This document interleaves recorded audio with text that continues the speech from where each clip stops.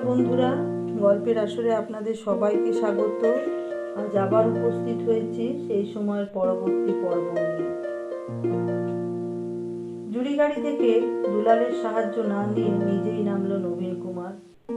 হাতে তার পিতার রূপো বাঁধানো ছড়ি, কোচানো শান্তিপুরি ধুতির উপর রেশমি বেনিয়ান, মাথার চুল এখন কদম ফুলের মতো। কখনো কখনো সে একটি জরির টুপি পরিধান করে। তার শরীর আগের তুলনায় শীর্ণ, গৌরবর্ণ মুখখানি ঈষৎ ধূসর। তাকে অনেকটা ইংল্যান্ডীয় কবি জর্জ বায়রনের মতো দেখায়।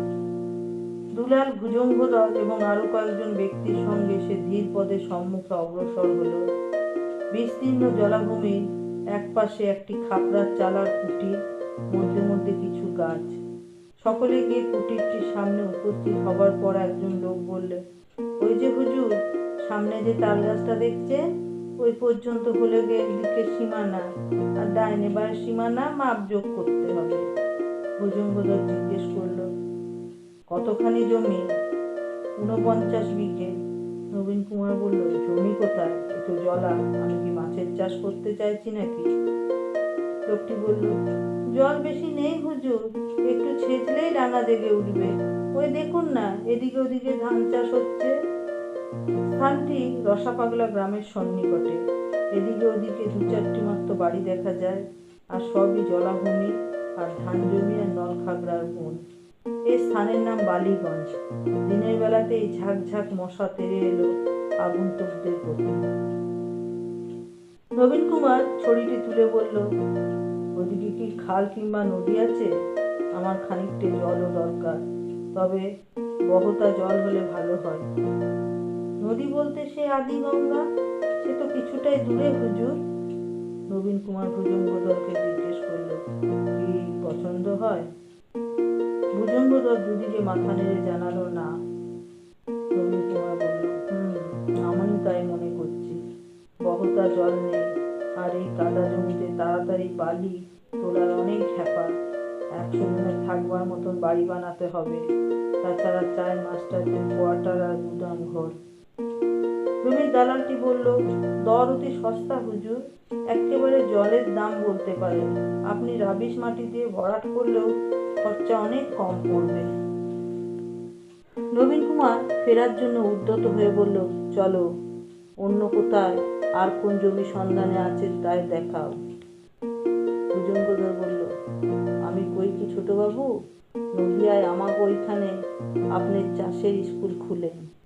নবীন কুমার বলল, হবে, সেখানেও হবে, সব জেলায় জেলায় হবে, কিন্তু আগে আমি কলকাতায় খুলব কৃষি বিদ্যালয়। প্রেসিডেন্সি কলেজের চেয়েও সেটা বড় হবে। ওরা হাফ এডুকেটেড কেরানি বানাচ্ছে, আমি শিক্ষিত চাষা বানাবো। তারা শুধু চাষ শিখবে না, সেই সঙ্গে নাম সই আর সরল অঙ্কও শিখবে। ফিরে এসে গাড়িতে উঠবার পর নবীন কুমার খুব সন্তর্পণে তার বক্ষের বাম দিকে হাত রাখল। কিছু বোঝা গেল না। তখন সে তার বেনিয়ানের মধ্যে হাত ঢুকিয়ে ব্যান্ডেজটি স্পর্শ করল। একটু যেন ঠান্ডা, ভিজে ভিজে লাগছে।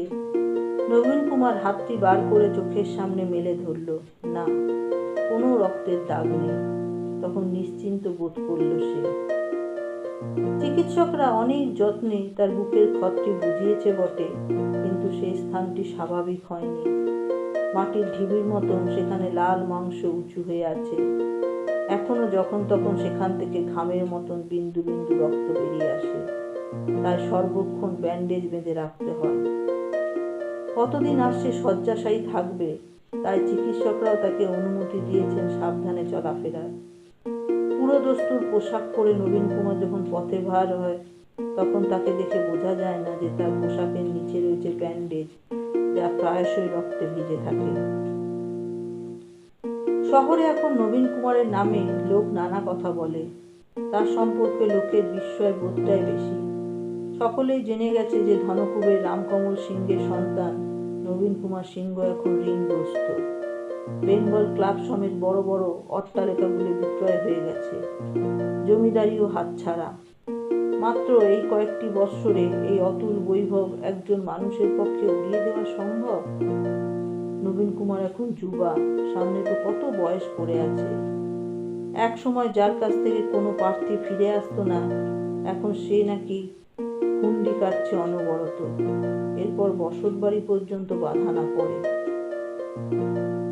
গঙ্গানয়ন কিছুদিন নবীন কুমারকে নিবৃত্ত করার চেষ্টা করেছিল। এখন সে হাত গুটিয়ে নিয়েছে। এই জমিদারি বা বিষয় সম্পত্তিতে তার কোনো অংশ নেই। বিম্ববতীর প্রতিনিধি হয়েই সে যেন বিষয়ের মোহে বাধা পড়ে যাচ্ছিল, কিন্তু তার নিজস্ব তো কোনো প্রয়োজন নেই। অনাড়ম্বর জীবনে সে অভ্যস্ত। ছোটকু যদি তার খেয়াল চরিতার্থ করার জন্য সব উড়িয়ে দেয় তো তার কি? এ বিষয়ে তো কুসুম কুমারী মতামত নিয়েছে। কুসুম কুমারী ও নবীন কুমারকে বাধা দেবার পক্ষপাতী নয়। আত্মীয় বন্ধুদের ধারণা নবীন কুমারের মস্তিষ্ক বিকৃতি ঘটেছে। মহাভারত অনুবাদের মতন মহৎ পুণ্যকর্ম যে করেছে সে এখন মেতে উঠেছে অদ্ভুত সব কাণ্ড কারখানায়। চাষাভূষদের স্কুল, চাষিরা জমি জমার চাষবাস ফেলে পড়তে আসবে কলকাতায়। সাহেব মাস্টাররা নাকি চাষিদের ধান চাষ শেখাবে। শুনলে হাস্য সম্বরণ করা যায়। যেসব পণ্ডিত মহাভারত অনুবাদের কাজে অংশ নিয়েছিল তারা কয়েক বছর ছিলেন দিব্যি খাতির যত্নে। তাদের মধ্যে কয়েকজন নবীন কুমারকে বললেন, আপনি যে রামায়ণ, গীতা ইত্যাদি অনুবাদেরও পরিকল্পনার কথা পূর্বে জানিয়েছিলেন, তার কি হলো? নবীন কুমার প্রত্যেককে থোক কিছু অর্থ দান করে বলেছেন, আপনারা যদি পারেন তো করুন, আমি আর ওসবের মধ্যে নেই। যদি অনুবাদ সম্পূর্ণ করতে পারেন তাহলে সে গ্রন্থ প্রকাশের দায়িত্ব আমার। ভুজঙ্গধর ফিরে গেছে নদিয়ায়। সেখানে সে ছোট আকারে একটি কৃষি শিক্ষা কেন্দ্র চালু করে দিয়েছে। কলকাতাতেও জমি পছন্দ হয়েছে শেষ পর্যন্ত। তিলজলার সন্নিকটে একটি খাল সমেত 52 বিঘা জমি এবং একটি ছোট কুঠির বাড়ি। 2.25 লক্ষ টাকা দিয়ে সে সম্পত্তি কিনে ফেলল নবীন কুমার। সেখানে 2টো আবাস নির্মাণের কাজ শুরু হয়েছে। আয়ারল্যান্ডে চিঠি লিখে সেখান থেকে 2জন অভিজ্ঞ চাষিকে আনবার ব্যবস্থাও পাকা। কেউ কেউ পরামর্শ দিয়েছে আইরিশ চাষিরা আলু চাষেই বেশি দক্ষ। আমেরিকাতে ভালো ধান হয়, সুতরাং সেখান থেকেও 2-1জন চাষাকে আনলে হয়। নবীন কুমার তাতেও রাজি। রায়মোহন নেই বটে, কিন্তু তার শূন্যস্থান পূরণ করার জন্য মানুষের অভাব হয় না। নবীন কুমারের কাছাকাছি এরকম কয়েকজন উপদেষ্টা জুটে গেছে। তারা এই সুযোগে কিছু টাকা পয়সা লুটে পুটে নিচ্ছে। যখনই একা থাকে তখনই নবীন কুমার তার হৃৎপিণ্ডের উপর হাত রাখে। এক এক সময় তার হাতে লেগে থাকে রক্ত। একদিন কৃষি বিদ্যালয়ে কাজের তদারকিতে যাচ্ছে নবীন কুমার। এমন সময় পথের পাশে একজনকে দেখে সে চমকে উঠল। সঙ্গে সঙ্গে চেঁচিয়ে উঠল সে, ওরে রোক রোক, গাড়ি রোক। গাড়িটা একটু দূরে গিয়ে দাঁড়ালো। সঙ্গে সঙ্গে নেমে পড়ল নবীন কুমার। একটা নিম গাছ থেকে লাফিয়ে লাফিয়ে নিম পাতা পাড়ছে 19-20 বছর বয়স্ক এক ছোকরা। তার মাথায় একটিও চুল নেই, 2 চোখেও ভুরু নেই। নবীন কুমার ঠিক চিনতে পেরেছে, এ সেই চন্দ্রনাথের চেলা সুলতান। ছড়ি উঁচিয়ে নবীন কুমার ডাকলে, ওহে, এদিকে একটু শোনো তো। সুলতান মুখ ফিরিয়ে নবীন কুমারকে দেখেই চঞ্চল হয়ে উঠল। এদিক ওদিক চেয়ে ছুট লাগালো বিপরীত দিকে। নবীন কুমার বলল, দুলাল, ধর তো ওকে। সুলতান বেজির মতন একে বেঁকে ছুটতে লাগলো বিদ্যুৎ গতিতে। তবু দুলাল তাকে ধরে ফেললো। এক সময় টানতে টানতে নিয়ে এলো নবীন কুমারের কাছে। মাটির দিকে চোখ রেখে ঘাড় গোজ করে দাঁড়িয়ে রইল সুলতান। নবীন কুমার জিজ্ঞেস করলো, কি হে, আমি তোমায় ডাকলুম আর তুমি পোঁ পোঁ করে ছুটলে কেন? আমায় চিনতে পেরেছ? সুলতান কোনো উত্তর দিল না। তোমার বাবু কোথায়, সেই চন্দ্রনাথ ওঝা? জানি না। জানো না মানে? তুমি কি এখন একলা থাকো? সেই আগুন লেগে তোমাদের বাড়ি পুড়ে গেছিল, তোমাদের আর সন্ধান পাওয়া যায়নি। আমি ঠিক জানতুম তোমরা কোথাও লুকিয়েছ। সেদিন কে তোমাদের বাড়িতে আগুন লাগিয়েছিল? জানি না। আমাকে তোমার ভয় কি? তোমার বাবুর সঙ্গে আমার একটু দরকার আছে। সুলতান বেশ কিছুক্ষণ কোনো কথাই বলতে চাইল না। খুব নরমভাবে তাকে অনেক বোঝাবার পর সে তাদের বাসস্থান দেখিয়ে দিতে রাজি হলো। মারহাট্টা ডিচের ওপারে কিছু গোলপাতার ঘরের বস্তি, তার মধ্যে 2-3টি মাঠ কোঠা, খালের উপরে একটি নড়বড়ে বাঁশের সাঁকো। নবীন কুমার সাঁকোর উপর পা দিতে দুলাল কাতরভাবে বলল, ছোটবাবু, আপনি ওদিকে যাবেন না। নবীন কুমার বিস্মিত হয়ে বলল, কেন রে? দুলাল বলল, কেন যাচ্ছেন? ওসব নোংরা জায়গায় যাওয়া আপনাকে মানায়? দুলাল যেন বলতে চায়, ওরকম বস্তিতে নবীন কুমারের মতন মানুষের তো যাওয়ার প্রশ্নই ওঠে না। এমনকি তার সঙ্গী হিসাবে দুলালের যাওয়াটাও মানায় না। মাত্র কয়েকদিন আগে নবীন কুমারের দেওয়া বরানগরের বাড়িটি দখল নিয়ে দুলাল সেখানে স্ত্রী পুত্রকে রেখে সংসার স্থাপন করেছে। এখন সেও একজন মধ্যবিত্ত। নবীন কুমার বলল, ওই চন্দ্রনাথ ওঝার সঙ্গে আমার একবার দেখা করা বিশেষ দরকার। আপনি যাবেন কেন? হুকুম করুন, পাইক গিয়ে তাকে নিয়ে ডেকে আনবে। হুকুম করলে সে আসবে না। আমি জানি সে মানুষটা বড্ড দেমাকি। নবীন কুমার সাঁকোর উপর এক পা এগোতে দুলাল কাকুতি মিনতি করে বলল, আপনি যাবেন না ছোটবাবু, আপনার শরীর ভালো নেই কো। সর দুলাল। না ছোটবাবু, আমার কথাটা শুনুন। যেদিন নবীন কুমার নিজের মতের বিরুদ্ধে কোনো কথা সহ্য করে না, অন্য যে কোনো দিন সে দুলালের এরকম ব্যবহার দেখলে হাতের ছড়ি তুলে কয়েক ঘা কষিয়ে দিত। কিন্তু আজ তার শরীরে ক্রোধের উষ্ণতা এলো না। সে দুলালের চোখের দিকে একটুক্ষণ তাকিয়ে থেকে ধীর উদাসীন কণ্ঠে বলল, সরে যা দুলাল, তুই যা, তোকে আমি মুক্তি দিলাম। আজ থেকে তোকে আর আমার প্রয়োজন নেই। আমি আপনাকে কখনো ছেড়ে যাব না ছোটবাবু। ওখানে যাবেন না, গেলে আপনার আবার বিপদ হতে পারে। আমার আবার কিসের বিপদ? তুই সর। এই সুলতান, চলো আগে আগে। খালটি কচুরিপানায় ভর্তি, তার নিচে কত জল আছে বোঝা যায় না। সেই সাঁকো কোনো ক্রমে পেরিয়ে এপারে চলে এলো নবীন কুমার। বস্তির মধ্যে একটা দোতলা মাঠকোটা সিঁড়িতে দাঁড়িয়ে আছে চন্দ্রনাথ। তাকে পূর্বেকার চন্দ্রনাথ হিসেবে চেনা খুবই দুষ্কর। সেই সুঠাম সুপুষ্ট সর্বক্ষণ সাহেবী পোশাক পরিধান করে থাকতো সে। এখন তার পরনে একটি চৌখুক্তি লুঙ্গি, উন্মুক্ত বক্ষে, মুখে দাড়ি গোফের জঙ্গল। চন্দ্রনাথের একটি চক্ষু কানা, বাম বাহুতে 4টি আঙুল নেই। দক্ষিণ হস্তটি অবশ্য দারুণ সবল, সেই হাতে একটি লাঠি ধরা। প্রবল কোনো প্রতিপক্ষের সঙ্গে লড়াইয়ে ক্ষতবিক্ষত হয়েও সে এখনো বেঁচে আছে। ক্ষুদ্র দলটিকে দেখে চন্দ্রনাথ হুঙ্কার দিল, সুলতান। সুলতান কাছুমাছু হয়ে বলল, আমি আনতে চাইনি, এই সাহেবরা জোর করে আইলেন। খালের ধারে রজকেরা ধপাধপ শব্দ করে কাপড় কাচ্ছে। এই মাঠ কোটাটির ঠিক পাশে গরু মহিষের খাটাল। বৃহৎ জন্তুগুলির ফরল ফরল শব্দে নিঃশ্বাস আওয়াজ আসছে এবং ভেসে আসছে বিকট দুর্গন্ধ। কিছু দূরে একজন স্ত্রীলোক পুরুষের ভাষায় অশ্রাব্য গালমন্দ করছে যেন কাকে। সমগ্র পরিবেশটি যেন ছাই ছাই রঙে ঢাকা। কাঠের সিঁড়ি দিয়ে এক পা করে উঠতে লাগলো নবীন কুমার। প্রতিটি পদক্ষেপই যেন বেশি ভারী লাগছে। চাপা উত্তেজনায় কাঁপছে তার শরীর। চন্দ্রনাথ কর্কশ কণ্ঠে জিজ্ঞেস করল, কি চাই? নবীন কুমার চন্দ্রনাথের মুখের দিকে স্থির দৃষ্টিতে তাকিয়ে শান্তভাবে বলল, সে কোথায়? কে? তুমি জানো যে তোমার সঙ্গে ছিল। কামুক কুকুর, গন্ধ শুকে শুকে এতদূর পর্যন্ত এসেছো? চন্দ্রনাথ হাতের লাঠিটা উঁচু করে তুলতে দুলাল এগিয়ে এসে বলল, এই, সাবধানে কথা বলবে। নবীন কুমার বলল, তুই চুপ কর দুলাল। তারপর আরেক পা এগিয়ে এসে সে বলল, চন্দ্রনাথ ওঝা, এই দেশ কাল আর সমাজের উপর তোমার রাগ হয়েছে আমি বুঝি, কিন্তু তুমি একলা একলা লড়তে চাও কেন? এভাবে একা কি তুমি জিততে পারবে? দেখো আজ তোমার কি অবস্থা। এ তো মূর্খের গোয়ার তুমি। তুমি আমার সঙ্গে যোগ দাও, আমরা দুজনে মিলে। তুমি তো আমার প্রধান শত্রু। আমি? নিশ্চয়ই। তুমি আমার এই চোখ নষ্ট করেছো, তুমি আমার ঘরে আগুন লাগিয়েছো। না না চন্দ্রনাথ, এ তোমার ভুল। আমি তোমার শহীদ হতে চেয়েছিলাম। আমি তোমার কোনো ক্ষতি করার কথা কখনো চিন্তা করিনি।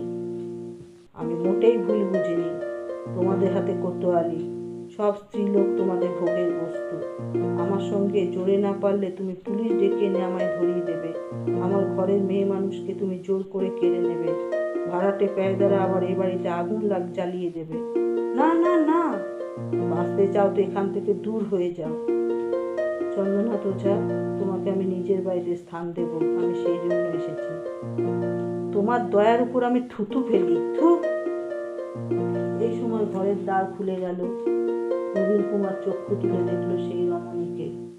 একটি কস্তা পেরে বিবর্ণ শাড়ি তার অঙ্গে জড়ানো, মুখখানি ধুলি মলি, কিন্তু সেই চোখ, সেই ওষ্ঠের রেখা, সেই চিবুক, পিঠজোড়া দীঘল চুল, যেন অবিকল যৌবনের বিম্ববতীর প্রতিমূর্তি। সহসা নবীন কুমারের চোখে জল, বুকে রক্ত ও সারা শরীরে শ্বেত নির্গত হতে লাগল। সে অপলক চেয়ে রইল সেই রমণীর দিকে। কি করে এমন হয়? জননীকে কতকাল ভুলেছিল নবীন কুমার। প্রবাসে অনাত্মীয় পরিবেশে তার মৃত্যু হয়েছে, তবু সেই জননীর মূর্তি কেন এমনভাবে ফিরে আসে এই ক্লেদাত্ম পরিমণ্ডলে, এমন হীন অবস্থায়? একটিও কথা বলতে পারল না নবীন কুমার। দুহাত দিয়ে সে তার মুখ ঢেকে ফেলল। রমণীটি চন্দ্রনাথকে উদ্দেশ্য করে কি যেন বলল, তা নবীন কুমারের কর্ণে প্রবেশ করল না। সে যেন তার দুপায়ের উপর দাঁড়িয়ে থাকতে পারছে না, এখনই চেতনা হারিয়ে ফেলবে। তবু প্রাণপণ মানসিক শক্তিতে সে স্থির থাকতে চাইল। সে মনে মনে ভাবতে চাইল, কেন আমি এমন দুর্বল হয়ে পড়ছি? শুধু শারীরিক সাদৃশ্য, তাছাড়া আর কিছুই নয়। তার জন্য এতখানি বিচলিত হওয়া তো শোভা পায় না। তবু গাঢ় অন্ধকারের মধ্যে ঘন ঘন বিদ্যুৎ চমকে এক রহস্যময়তা তাকে ব্যক্ত করে ফেলেছে। বিপরীত দিকে ফিরে এসে যে ধরা গলায় বলল, চল দুলাল। চন্দ্রনাথ বলল, দাঁড়াও নবীন বাবু, এতই যখন তোমার সাধ, তুমি নিয়ে যাও একে। নবীন কুমার দু হাতে কান চাপা দিল। চন্দ্রনাথ বলল, আমি নিজের ভোগের জন্য একে আনিনি। পথের মধ্যে কয়েক কুলাঙ্গারের হাত থেকে একে উদ্ধার করেছিলেন। তারপর এ আমার সঙ্গ ছাড়তে চায় না। তোমার যখন এতই লোক, তুমি নিয়ে যাও, আমি ছেড়ে দিচ্ছি। নবীন কুমারের আর কথা বলারও সাধ্য নেই। দু হাতে কান চেপে সে তুরতার করে নামতে লাগলো সিঁড়ি দিয়ে। তারপর ছুটল বাঁশের সাঁকোর দিকে। সাঁকোতে পা দেবার আগে দুলাল এসে তাকে ধরে ফেলে বলল, ছোটবাবু কি করছেন? আপনার কি হয়েছে? নবীন কুমারের সব শক্তি নিঃশেষ হয়ে গেছে। সে ঢলে পড়ল দুলালের বুকে। ব্যান্ডেজ ছাপিয়ে তার পিরানে ফুটে উঠেছে রক্তের ছোপ। ঈশ্বরচন্দ্র বিদ্যাসাগর যখন দেখতে এলেন, তখন নবীন কুমারের জ্ঞান নেই। কয়েকদিন ধরেই এমন চলছে। অল্প কিছুক্ষণের জন্য তার জ্ঞান ফেরে, আবার সে তলিয়ে যায় অচৈতন্যের আধারে। তার বুকের ক্ষত আবার উন্মুক্ত হয়েছে। এবার বুঝি সত্যি বেরিয়ে আসছে তার হৃৎপিণ্ড। রক্তপাতের বিরাম নেই। যেটুকু সময় তার জ্ঞান ফেরে, তখনই নিশ্চয়ই তার অসহ্য যন্ত্রণা বোধ হয়, কিন্তু মুখ দিয়ে সে টু শব্দটি পর্যন্ত করে না। বিদ্যাসাগর যখন এলেন, তখন 3 জন চিকিৎসক সেখানে উপস্থিত। এদের মুখে ঘোর ছায়া। বিদ্যাসাগরের নিজের শরীরও ভালো নয়, শির দ্বারায় ব্যথা, মনেও নানা রকম অশান্তি। তবু তিনি নবীন কুমারের গুরুতর পীড়ার সংবাদ শুনে এসেছেন। এই ছেলেটির কোনো কোনো ব্যবহারে তিনি এক এক সময় বিরক্তও হয়েছেন বটে, আবার এ সম্পর্কে তার বেশ দুর্বলতাও আছে। এই চপল চঞ্চল যুবকটি কোনোদিন ধরা বাঁধা পথে চলেনি। এর অর্থব্যয়ের মধ্যে এমন একটা রাজকীয়তা আছে যা তিনি আর কোনো বড় মানুষের মধ্যে দেখেননি। কৃষ্ণদাস পাল তাকে বলে এসেছিলেন যে নবীন কুমার বিদ্যাসাগরকে অত্যন্ত ভক্তি করে। তিনি গিয়ে দুটো কথা বললে এই ব্যাধির সময় সে সান্ত্বনা পাবে। কিন্তু তিনি কি কথা বলবে এই নীরব অচৈতন্যের সঙ্গে? তিনি নবীন কুমারের কপালে নিজের দক্ষিণ হস্তটি রাখলেন। উত্তাপ বেশ স্বাভাবিক। বিদ্যাসাগরের মনে হলো তাহলে চরম আশঙ্কা নেই। তিনি চিকিৎসকদের দিকে চেয়ে জিজ্ঞেস করলেন, ভালো হয়ে উঠবে তাই না? ডাক্তার সূর্যকুমার বললেন, তাই তো আশা করি। বিদ্যাসাগর বললেন, এই ছেলেটি কোনো কাজ একবার ধরলে অসমাপ্ত রাখে না। মহাভারত যেমন শেষ করেছে, তেমন পরে যে কাজে হাত দিয়েছে তাও নিশ্চয়ই শেষ করে যাবে। ঘর থেকে তিনি বেরিয়ে আসবার পর গঙ্গানারায়ণ তার পদধূলি নিল। তারপর মৃদু স্বরে বলল, আপনি যদি দয়া করে একবার অন্দরমহলে আসেন, আমার পত্নী একবার আপনাকে প্রণাম করবে। বিদ্যাসাগর বললেন, বেশ তো। গঙ্গানারায়ণের সঙ্গে তিনি গেলেন ভেতরের প্রকোষ্ঠে। গলায় আঁচল দিয়ে মেঝেতে হাঁটু গেড়ে বসে কুসুম কুমারী তার মাথা বিদ্যাসাগরের পায়ে ছুঁয়ে প্রণিপাত জানাল। বিদ্যাসাগর অস্পষ্ট স্বরে আশীর্বাদ করলেন হাত তুলে। তারপর কুসুম কুমারী মুখ তুলবার পর সেদিকে চেয়ে তিনি ঈষৎ চমকিত হলেন। কিছু যেন তার মনে পড়ে গেল। তার দ্বারা প্রবর্তিত বিধবা বিবাহের সবচেয়ে সার্থকতম জুটি এই দুজন। নবীন কুমারী ছিল এই বিবাহের প্রথম উদ্যোক্তা। তিনি গঙ্গানারায়ণকে বললেন, তোমাদের দু ভাইয়ের কাছ থেকে এই দেশ আরো অনেক কিছু আশা করে। সেই গৃহ থেকে নির্গত হয়ে পালকিতে উঠবার পর তিনি উড়নির প্রান্ত দিয়ে চক্ষু মুছলেন। কান্না তার এক রোগ, কখন যে কান্না এসে যায় তার ঠিক নেই। আরো অনেকেই দেখতে এলো নবীন কুমারকে।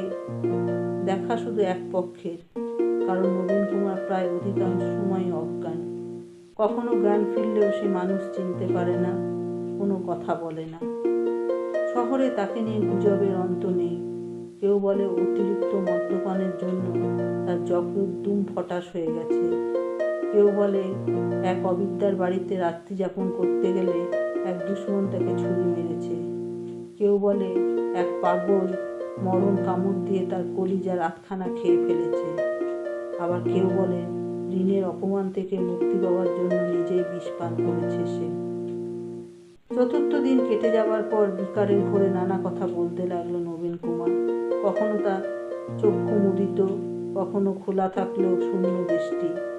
গঙ্গানারায়ণ এবং সরোজিনী খুব কাছ থেকে সেসব কথা শুনবার চেষ্টা করে। ওরা কেউ কোনো প্রশ্ন করলে নবীন কুমার কোনো উত্তর দেয় না। এক এক সময় নবীন কুমারের কণ্ঠস্বর খুব স্মিত, আবার কখনো বেশ সাবলীল। তার কথাগুলি এইরকম, মায়ের গায়ের গন্ধ। আমি যখন নদীর ধারে সাধ্য করতে বসেছিলাম, আগুনের ধোঁয়ায় আমার চোখে জল, আবার সেই আগুনেই মায়ের গায়ের গন্ধ। ঠিক যেমন ছোটবেলায় বুকের পাশটিতে শুয়ে থাকতাম আমার সেই বিড়ালটা। কৃষ্ণকমল, কৃষ্ণকমল, তুমি ঠিক বলেছিলে। এত সব টাকা কোথা থেকে আসে? আচ্ছা কৃষ্ণ ভাই, তুমি কি চন্দনা? যাই বলো, আমি তো মন্দির বানাইনি। গোলদিঘিতে ফড়িং ধরে বেরোতাম দুপুরে, আখ কষতে ভালো লাগে না। এক দুইগুলো যেমন ডেও পিঁপড়ের মতন তাড়া করে আসে। তবে কিনা ইংরেজি, হ্যাঁ হ্যাঁ, ইংরেজি তো শিখেছি বটেই, রাজার জাত বলে কথা। কিন্তু এমন দেশও আছে যেখানে প্রজারাই রাজত্ব চালায়। হ্যাঁ আছে, সত্যি আছে। সধবার একাদশী, অনেকটা আমার নকশার মতন। সেই পোস্ট অফিসের বাবুটি লিখেছেন, নীলদর্পণ বড় খাসা, কত তেজ, আর এতে শুধুই রগর। উনি একদিন আমায় দেখে মুখ ঘুরিয়ে নিলেন। কেন এত রাগ? আমার অনেক কাজ, আরো অন্তত 30টা বছর বাঁচতে হবে। গুপুস গুপুস করে 100টা তোপ পড়বে, নতুন সেঞ্চুরি আসবে। তখন দেখবে সাহেবরাও ফরফরিয়ে বাংলা কথা বলছে। বাড়ির ছাদে বট অশ্বত্থ গাছ আপনি আপনি গজিয়ে ওঠে। এমন তো আপনা আপনি গোলাপ ফুল গজায় না। এ ভারী অন্যায়। হ্যাঁ ভুল হয়েছিল, জানি হয়েছিল। সেই জন্যই তো বুকে এমন ব্যথা। ওকে আমি পাগল বলে বুঝতে পারিনি। ভেবেছিলাম একজন সাধু টাধু হবে বোধ হয়, তাই কামড়ে দিলে। তুমি কেন আমায় কামড়ে দিলে? আমি তো তোমার জমিদার নয়, সব গেছে, ভালোই হয়েছে। আমার ছেলেপুলেও নেই, জমিদারিও নেই। তা কামড়ে দিয়েছে, তা বলে দুলাল? তুই ওকে পিটিয়ে মেরে ফেললি। একদিন আমি থাকবো না, তুমি থাকবে না, কেউ থাকবে না, অন্য মানুষ আসবে। অনেক সুন্দর হয়ে যাবে। কে কাঁদে? সারা রাত রাস্তায় রাস্তায় কে কেঁদে বেড়ায়? নাকি হাওয়ার শব্দ? হাওয়ায় কাঁদে তাহলে? সরোজ, আমি তোমায় কোনো সন্তান দিইনি। আমার মতো মানুষের বংশধর থাকতে নেই, জানো না?